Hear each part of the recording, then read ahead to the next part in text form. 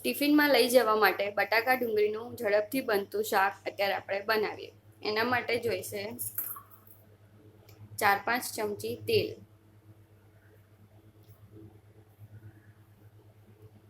ત્યાર પછી તેમાં રાઈ નાખીશું. રાઈ થવા આવે એટલે તેમાં જીરું નાખીશું. પછી એમાં મીઠું લીમડું,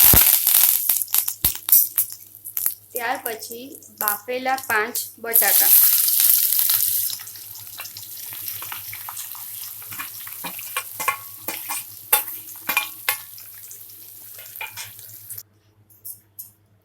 હવે બીજી કઢાઈમાં 2 ચમચી જેટલું તેલ લઈશું. તેલ થવા આવે એટલે એમાં રાઈ નાખીશું.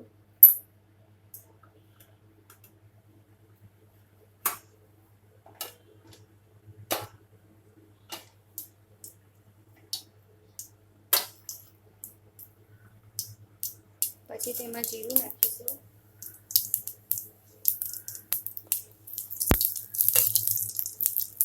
ત્યારબાદ 3 નાની ડુંગળી નાખીશું. એને મિક્સ કરીશું.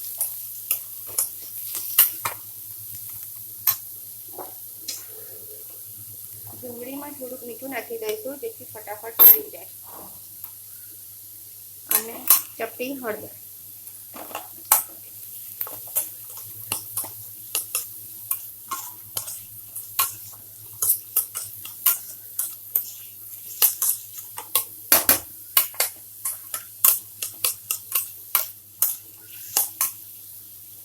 ડુંગળીને ટ્રાન્સપરન્ટ થાય ત્યાં સુધી ચડવા દઈશું.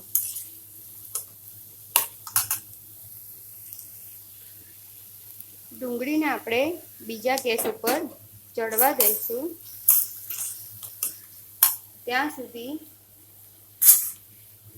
જે બટાકાનો વઘાર કર્યો હતો એમાં ફરી બધો મસાલો કરી દઈશું. હવે એમાં સ્વાદ મુજબ મીઠું, અમે સિંધો મીઠું વાપરીએ છીએ. સિંધો મીઠું સારું હોય છે હેલ્થ માટે. ચપટી હળદર, નાની ચમચી ધાણા જીરું, નાની ચમચી 1 ચમચી લાલ મરચું. જો તીખું વધારે જોઈતું હોય તો વધારે નાખી શકાય. કિચન કિંગ મસાલો 1 નાની ચમચી,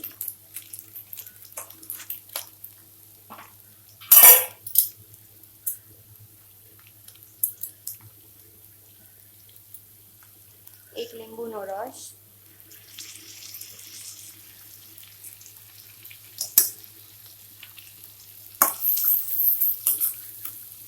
અને બધું મિક્સ કરી દેવું.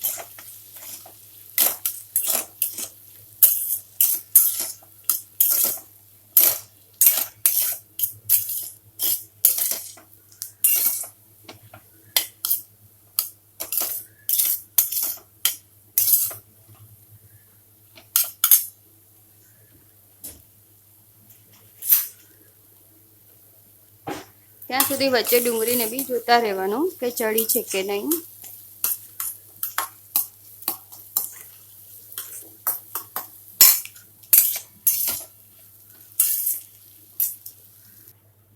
આપણી ડુંગળી શેકાઈને બી તૈયાર છે. હવે એને બટાકાની અંદર નાખી દેવાની.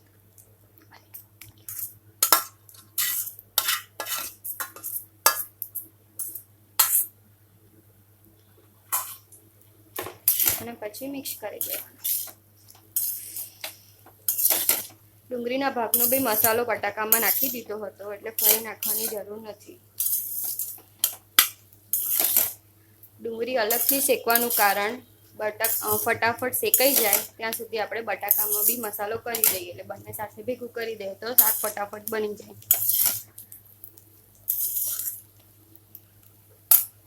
આપણું શાક તૈયાર છે. હવે એમાં કોથમીર નાખીને ગાર્નિશ કરીશું.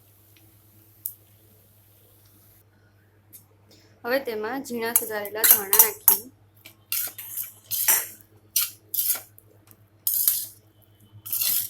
મિક્સ કરી દઈએ. તો તૈયાર છે આપણું બટાકા ડુંગળીનું શાક.